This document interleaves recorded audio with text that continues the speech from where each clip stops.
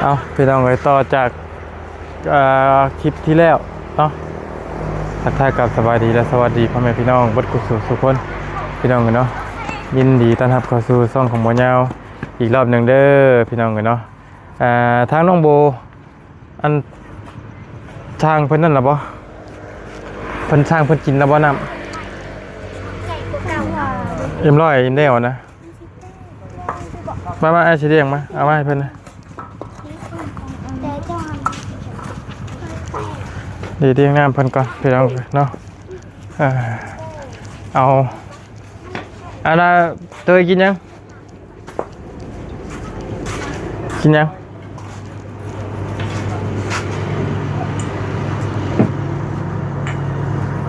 บ่บอกอีกเด้ให้พ่อเฒ่าน้ำนี่เห็นว่าก็ได้บ่บอกอีกเล่นยางไว้อีกกูอาศัยจังหวะเศร้าเมื่อยบ่โอ้จะกินยังไงสิเลี้ยงนี่แต่ว่าตัวใจเอากินคือกินไปนั่นเนาะว่าเนี่ยเคยกินน้ำแบบกินฮะเอากินเอาอะไรบ่ได้เต้จะกินยังก็กินบ่ได้วะสติงมันต้องปาร์ตี้ตัวเนาะมาโอเค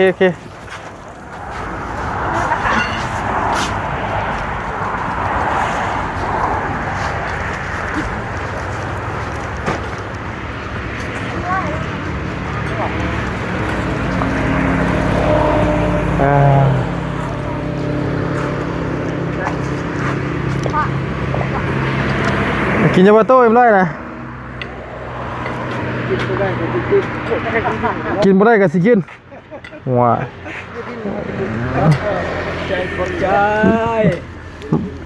ยังเป็นยังขี้ลายคลองอยู่นะแต่เอายังอยากกินนี่สติงเอาอยู่มาในส่ง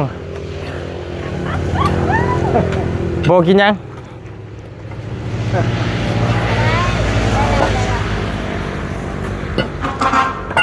ก็คืออะไรก็ว่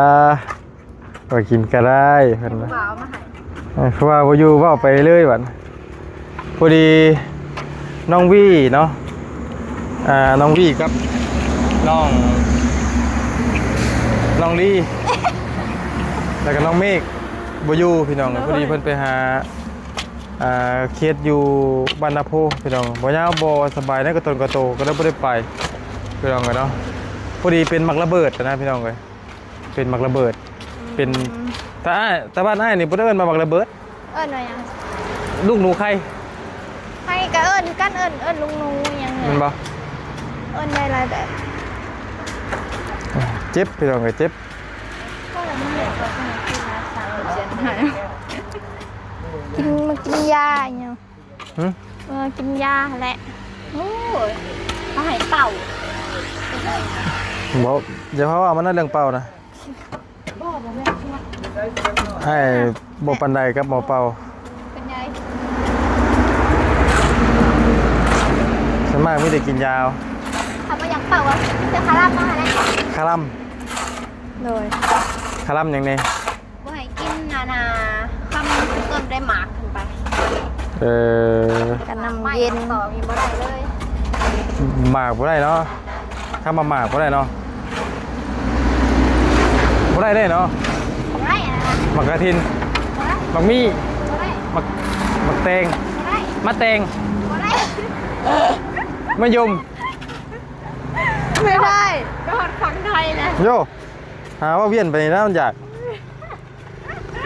ตัวเองดิย่ำเข่ากับบ่ได้เลย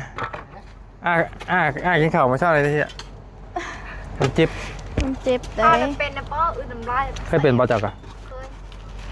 เพราะว่าคลัมกินยังอยากกินจะไข่เคยตอนนี้มันที่เช้าวันไหนเอาไปเป่าแล้วกับคลัมคลัมเอาอะไรสไลด์น้องโบเคยเป็นบ่เคยเป็น2-3 เถื่อครูเขาเคยเป็นแต่เดียวว่าอยู่นี่เคยเป็นบุคคลตัวนี่พูดแล้วจำแล้วนำไปคลัม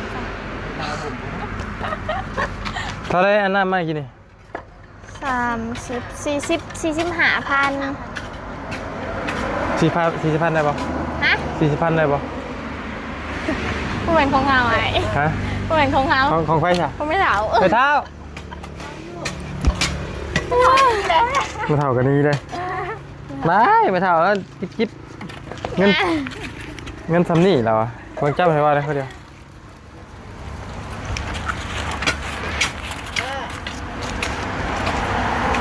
นี่กินได้เล่นเนาะ ฮะเช่นกันยังกินเลยโอ้ยเฮียยาวหนับเงินเลยพี่น้อง เฮียยาวโอ้ย เฮียยาว อยู่ซื้อแขวครึ่ง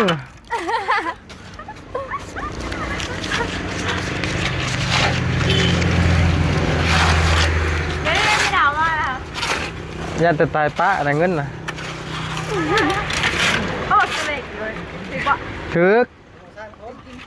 กิน ทิมเลยเด้ต่อแล้วนี่น้ำมัน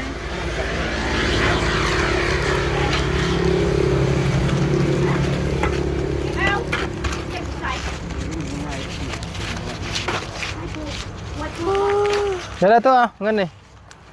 ตาน้ำชี้ขาแล้วชี้ชิกระบอกยัง 30 ใหญ่ เอาดิ35 40 45เอา เห็นว่าเราอยากได้อีกเห็นว่า ไปคืบเจียวสอบเนาะโอ้ยรุดบ่สาขาลองนี่รุดบ่ขาลองร้านสาวเจ้าน่ะ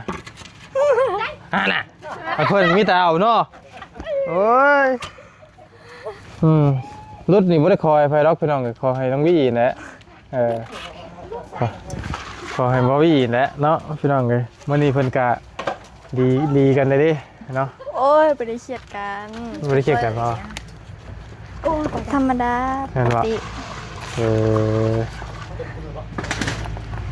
ใส่เขือขู่กันพอแห้งอะเนาะ คือนัดกันนี่ป่ะ โมบริณาดอะไร มันนัดเนาะ เห็นมันอยู่ในเฮากันเลยจับมาใส่เลย ใส่เสื้อลายมันนอกพี่น้องเลย หมักด้วยซะ มากบ่มันคือกันก็ได้มากันเนาะไปเต้ยมาจับอีก ทางเขาอีสานนำแต่ละ มันคือกันเด้เนาะเนาะน้องวี่พี่น้องเลยแต่ว่าบ่วี่ก็มักใส่แล้วไอ้เห็นมักใส่ตลอด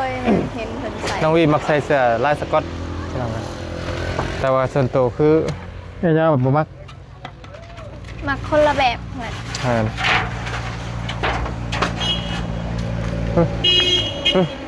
เฮ็ดเผาได้ไปก่อนกูคอยโอ้ย เมื่อเลยเนาะ เมื่อเอาเมียมากินนะ เสืออยู่ เมื่อเมียมา เมื่อ กิน คืนนี่ไก่ซองโตพอมากินไก่พอได้เลยน้องเลย อันนี้ เอาอีดี ดมเอา ลมเอากินไก่พอได้เจ้าจะไปคิดก็ได้เรื่องกินไก่นะป้าสัตว์ป้ามาล้างร่มกันอยู่โต๊ะอยู่เตียงป่ะเดี๋ยวว่ากันหลังเลย เขาไม่นำเดี๋ยวก่อน วันยาวไปน้ำมูบ่ได้พี่น้องค่ะมวนๆนั่นก็ต้องกระโตคือว่าน้องนิ้วกับเมื่อละบ่ แม่นคนนั้นน่ะเป็นไข่เจ็บหัวผม มาอยู่บ่ มาน้อยๆแหละพอดีเอลี่มาผมก็ตื่นมาเป็นไข่เอลี่ แล้วคนว่าเธอจะไปหน้าบอกนะ อ๋อมันจะได้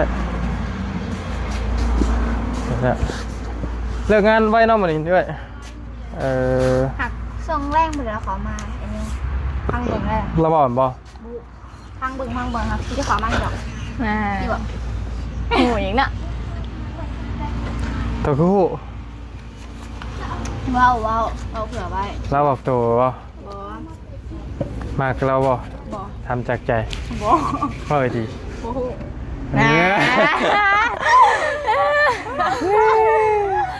มักมักบ่แม่นยอกหรอกมักจะจ่อยเห่งไม่นั่นบ่ หมกตุ้ย โอ้มักคนแบบใดตรงเลย หมักซ้ำแบบ พอดีมีน้ำไม่นวลใส่ดู มีน้ำมีนวลกับบอดี้พูดแล้ว บอกกูบอกปานนั้น ประมาณทำน้องวี่นี่บ่น้องวี่บ่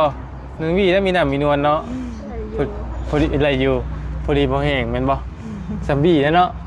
จับมองเลย หมักจ่อยๆสูงๆเด้กับแบบพอมีอยู่มีน้ำมีนวลน้อยหนึ่งจ่อยๆสูง มันเป็นหน้าที่เนาะ ๆปล่อยแพงปีเท่าไหร่ โอ้ยฮอดพี่น้องเลยเอามาคนจอยๆจอยๆคือน้องนิ้วนี่บ่เดี๋ยว บ่ฮู้ สำน้องนิ้วได้จอยนะโบเนาะจอยสำได้น้องนิ้วนะคักว่าตอนนั้นน้องนิ้ว โอ้อายหาจ่อยกว่าได้ บ่น้ำหนักเท่าไหร่น้องนิ้ว50ปลายบ่ หาสิตาย เจ้าคือจอยแท้ จะบ่เห็นมาเสมอเมื่อวาน คือจอยแท้บ่เจ้าคือตุ้ย เขาอยากกิน เดี๋ยวเพิ่นอานาเพิ่นทุกคนนะหาแน่ โซ่บ่ บ่ สูบบุหรี่บ่เกี่ยวติคือน้ำข้นติ แม่บางคนเถื่อกับบ่มักกินเขานี่อันนี้ก็บ่ได้คนมักกินเขาได้หากเวลาแบบถ้าจะกินแล้วกินหลายแม่นสิกินบาทเดียวค่ะสิกินหลายก็ห้ามอีกได้อายนะมีอ่ะ2ห่อลวกนะขายของเดี๋ยวก็2หน่วยขึ้นไปนะเฮานะมีห่อหนึ่งกับข้าวก็พอเฮาคนน่ะกิน2ห่อผู้คนนะบ่อิ่มคนน่ะกินหลายหากคนจ่อยเนี่ยนะเทนค่ะ คนบ่ตุ้ยเนาะกับปกติดอกพี่น้อง เฮาคือกันแหละ ก็คือ ได้กับบ่ตุ้ย คือไอ้คือเองคือกันนี่แหละเบิดทำนี่แหละพี่น้องมีแต่สิจอยลงมีแต่มันบ่ตุ้ยเนาะเห็นได้เฮากินอยู่มันบ่ตุ้ยเลย แม่น คือน้องโบนี่เบิดทำนี่เห็นได้ก็เบิดทำนี่ บ่เท่านี้กันไหม เจ้านั้นสิขึ้นอีกอยู่ไอ้เบิ่งก็ฮู้ เนาะ แม่น เฮาอยากลง เบิ่งเจ้าเบิ่งแม่เจ้าก็แล้วจะได้สิได้แนวแม่นะเจ้า ก็ไปอยากได้ บ่ได้เห็นเด้จ้ะเนาะ ได้นะพอ คือน้องโบกับน้องโบนี่ยังธรรมดาอยู่เบลนี่แห้งเลยตอนนี้ แต่กี้มันตุ้ยได้เบลนะ อีเบล เบลเอา ว่าเอ้ยกับน้องคือ แม่น เป็นเรื่องปกติคือไอ้กับพ่อยาวกับคือไอ้กับปอบุญนี่แหละพี่น้องบักบุญคือกันอันเดียวกัน แต่หมู่เธอก็ยังบักคือกันคือรีไอ้ก็ยังเอิ้นบักเธอ บักเขาเอิ้นเลยเฮานะสนิทเด้ หมู่คู่กันเด้เด่นมากันมาแต่โดนแหละพี่น้องคือหมู่คู่เบารีเบาเตียงเธอกับบางเธอกับมือเอิ้นบักคือกันเธอกับบักเตียงบักดีนั่นแหละเอาดี บ่ได้ใครก็เป็นเหรอใครก็เป็นหมู่คู่ยังเรียกว่าสำเนียงเจ้าคือเลย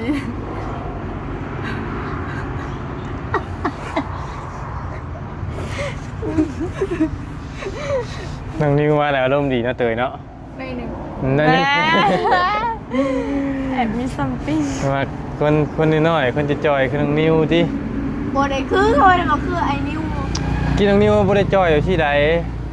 เห็นอยู่ในหมู่ เราเป็นกระเพาะแต่ก่อนตะกี้บ่อยู่ดีแหละมื้อนั้นก็ได้พี่น้องก็จักจอยเลย ในหูเพิ่นก็อวบแล้ แม่นตะกี้ตุ้ยมาพักแล้วบัดจอยลงจะไปเฮ็ดหยังเป็ดนั่นแหละแต่ว่าน้องเพิ่นก็บ่ได้เล่นเลยพี่น้องเรื่องคือเรื่องยาบ่ยาวว่าบ่ได้เล่นบ่มีแต่มันเป็นกระเพาะตัวยาตัดทิ่มแล้วบ่ต้องไปเล่นบ่ได้สูบสูบยาบ่เล่นยาแต่ว่ามัน เป็นน้ำข้นค่ะแหละ มันเป็นน้ำแนว จะเอามาได้ใส่เนาะ บ่เป็นน้ำมันนั่นแหละโอ้โหเป็นนั่นกระเพาะ บางคนกระเพาะแห้งตุ้ยข้าวนี่ก็เป็นกระเพาะกันได้แต่หากบ่แห้งสำหรับสินะ ไผเป็นกระเพาะละตุ้ยน่ะ ห้าวนี่บ่งกว่านี่นะนี่ฟัดหนึ่งอันเนี่ย เป็นอะไรโทรศัพท์โอเคอยู่บ่ใส่ดีอยู่บ่ เล่นไร ตื่นไรเนาะ ปืดเลย บ่ไรไปใช้30,000พุ่นเนาะบ่โอ้น้องสาวก็อยากได้อยู่พี่น้องเอ้ยน้องสาวบ่ยาวผู้น้องเพชรนะอยากได้อันแต่ว่าอยากได้iPadบ่iPadคือของน้องโบเลยนะ ใช้บ่ เพิ่นอยากเอาไว้ไปไล่คิดเงินอย่างมันสบายบ่ อ๋อแบบเนี่ยทำมันซี่อยู่บ่หรือว่าคิดเลขอยู่ ถ้ามันซี่บ่ด้วยเนี่ยอยู่ห้านพอใจเด้เกี่ยวกับแผนกบัญชีบ่จัง ซี่แม่ แต่เพิ่นอยากได้ไปคิด คิดอ่ะนะเนาะ จำเป็น จำเป็น แม่นถ้าใส่พวกเกี่ยวกับบัญชีต้องให้เท่านั้น แม่น แล้วก็โน้ตบุ๊กบ่หรือคอม เพิ่น ต คือ อนนี้ เพิ่นคือบ่ซื้อให้เนาะ แค่10เลขบ่มีบ่เลยนั่นแบบนี้นะ มันมีอยู่เรื่องมีแต่ว่าไอ้ก็บ่เข้าใจกันมันก็ต้องใส่ บาง แพท เทื่อก็ใส่ส่วนโตวเฮาเนาะแบบนะคะ หรือว่ามันต้องแบบว่ามีถ้าต้องมันต้องเลยถ่ายรูปถ่ายหยังบอกประมาณนี้เด้มัน ป ก็ ระมาณนั้น คันเฮา แบบ เฮ็ด บาง เกี่ เทื่ ยว อ กับ มันต้องได้ใส่เวียดจำเป็นค่าบัญชีหาเรื่องไอแพดมันจะเป็นอะไร อืม บัญชี คือน้องใบเตยนี่มือหนึ่งเลยพี่น้องเนาะหมู่ครูเห็นแล้วอุ้ยเนาะครั้งแรกนี่เนาะเตยเนาะที่ได้โทรศัพท์แพงชุดนี่เนาะครั้งแรกในชีวิตเนาะโบเด้ ก็ได้อยู่ iPad นั่นแหละ ไอแพดในแพงชุดแล้วเนาะ แม่แพ เพราะ งสำหรับเรา แต่ว่าตัวจะใช้ตัว13นั่นดิราคาเท่าไหร่ตอน ซื้อมือสอง 6 ล้าน 6 ล้านนี่แหละ ลูกเขา 6 ล้าน9แสน 6 ล้าน9แสน ไอแพดแพงกว่าเนาะ แม่น อันนี้ครับมึกกับเขา11,000ปุ๊บ แม่เลยเนาะ6 ล้าน6 ล้านเนาะ มือสองนี่ แต่ว่าเรื่องมูลค่าเรื่องไร่นี่ครับโบพี่แล้วพี่น้องเลยเนาะถือรางวัลหลายกว่าคือพี่แล้วนี่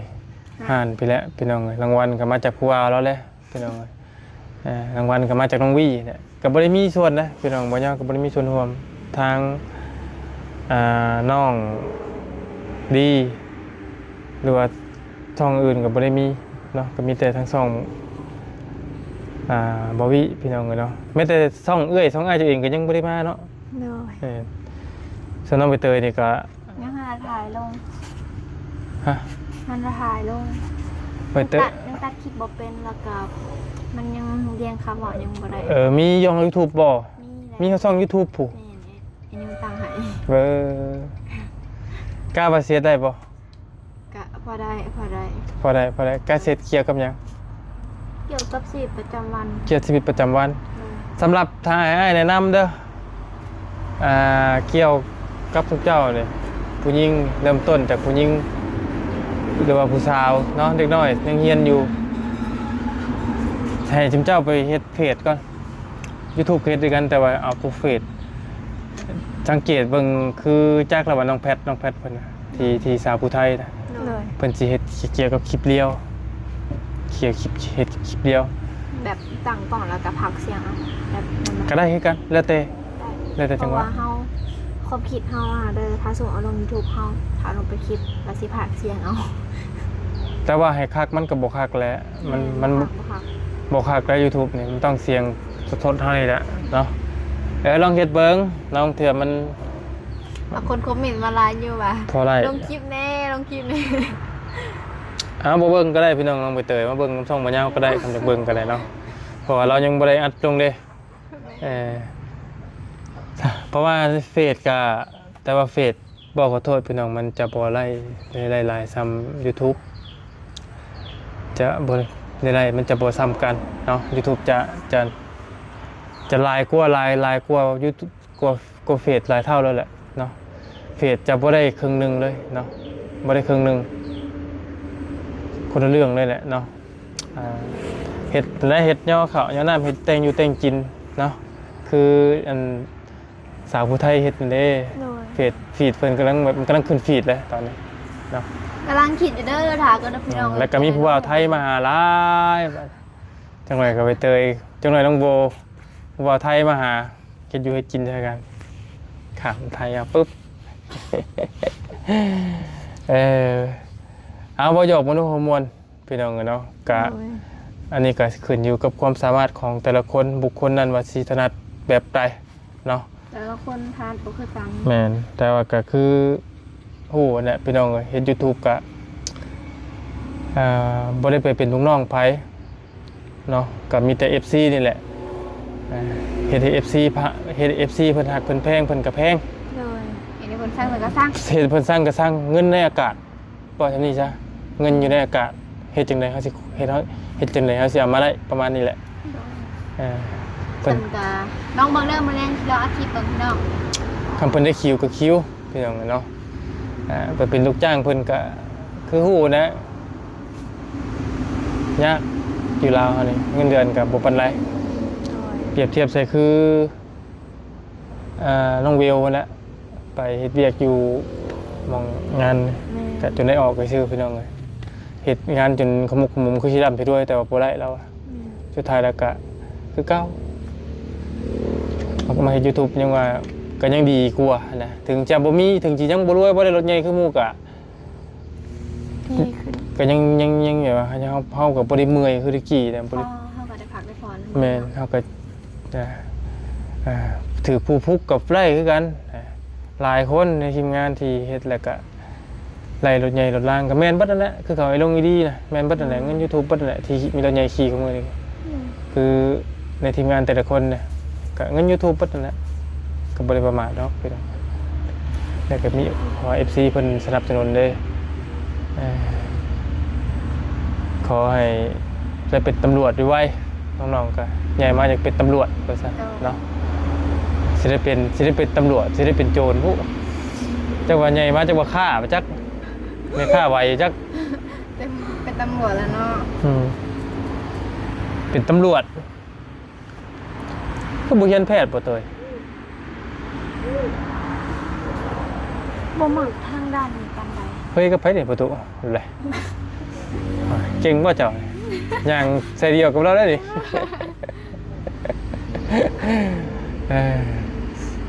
อยากเป็นตำรวจพุทธ2 คนพี่น้องกันเนาะ